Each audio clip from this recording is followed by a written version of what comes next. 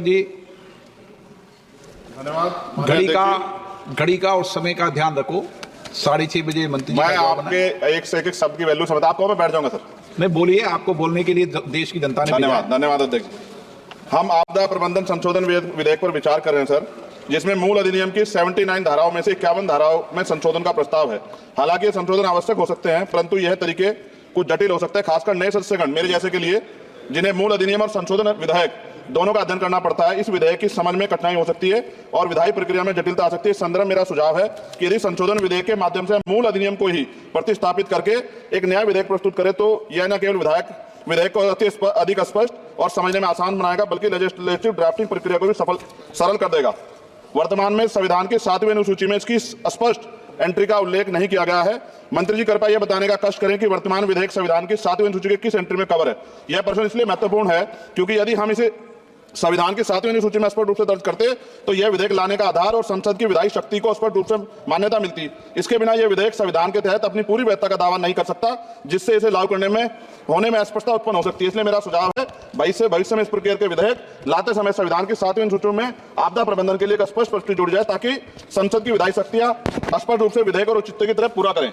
मेरा प्रश्न केंद्र सरकार द्वारा राज्य को आपदा के समय धनराशि और अन्य सहायता प्रदान करने की तरीके से संबंधित है।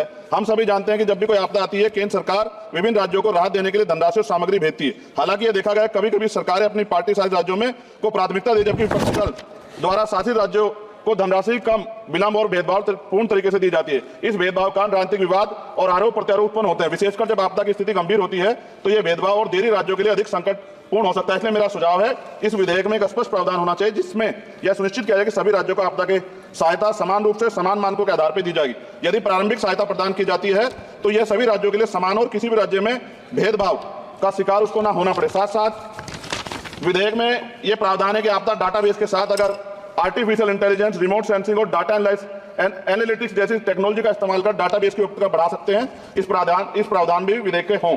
एनडीएमए में जो आपने स्पेशलिस्ट स्टाफ रखेंगे, क्या नियुक्ति में SC, ST और OBC का आरक्षण का प्रावधान दिया जाएगा? क्या ये बल सिर्फ मैन पावर होंगे या आवश्यक राहत सामग्रियों उपकरणों से भी लैस होंगे? इन बलों को वित्तीय संसाधन भी देने होंगे जिससे प्रभावी ढंग से कार्य कर सकें। आपदा प्रबंधन नीति डिजाइनिंग में पूर्व चेतावनी प्रणालियों के उन्नयन को शामिल करके पूर्व चेतावनी प्रणालियों को प्राथमिकता दी जाए। आपदा प्रक्रिया कोष में ऐसे प्रावधान होने चाहिए कि आपदा होने के 24 घंटे में ही प्रभावित राज्य जिला प्रशासन को एक निश्चित प्रारंभिक राशि जारी हो सके। जापान जैसे देशों के तहत 72 घंटे की महत्वपूर्ण प्रतिक्रिया योजना को लागू करना, ताकि समय और बचाव कार्य कुशल समन्वय हो। जनता और NGO को भी एक्ट के तहत बनी सभी एजेंसी के साथ मिलकर काम करने की योजना पर बल दिया जाना चाहिए। किंतु संशोधन विधेयक में ऐसा कोई प्रावधान नहीं दिखता जो कि आपदा के समय नागरिकों, NGO, सामाजिक संगठन रोल को सुनिश्चित करे।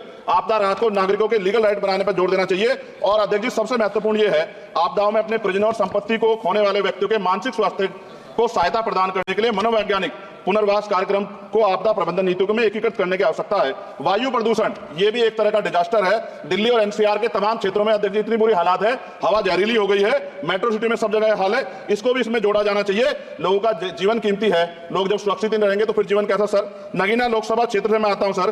किसानों को हर बार बाढ़ के कारण नुकसान होता है और जब वो जाते हैं दफ्तरों में तो अधिकारी धमकाकर भेज देते हैं वापस। कोई मुआवजा नहीं मिलता, मुआवजा के नाम पे खाना पूर्ति होती है। सभी लोगों में चिंता है अध्यक्ष जी। इसलिए मैं माननीय मंत्री जी से मांग करूंगा कि जो मांगे हम देश में रखी हैं, अगर उनको जोड़ दिया जाए तो इसका फायदा आम जनता, किसानों, सब उन वर्गों को मिलेगा जिनके लिए हम लोग सोचते हैं। और भारत बड़ा देश है, बड़ा भूवर्ग है, कहीं बाढ़ है, कहीं अग्नि है, कहीं जो है रेत की समस्या है, तमाम तरह की मुसीबतें यहाँ है।